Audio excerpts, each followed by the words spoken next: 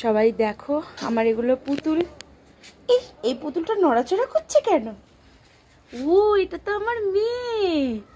আচ্ছা, তো এইগুলো আমি মিশো থেকে অর্ডার করেছিলাম।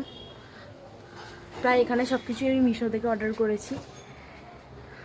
এইটা নতুন এসেছে আর এই মানি প্ল্যান্ট, মানে নকল মানি প্ল্যান্টের গাছগুলো, পাতাগুলো নতুন এসেছে, গাছগুলো। এইটাকে সেট করার জন্য আরেকটা জিনিস অর্ডার করেছি, সেটা আসবে। আর সবথেকে বড় কথা, লুকটা যেটা চেঞ্জ লাগছে সেটা হচ্ছে এই ম্যাটটার জন্য। এই ম্যাটটা পাতার পর থেকে মিহু খুব হ্যাপি, সবসময় এই ম্যাটের মধ্যে বসে আছে।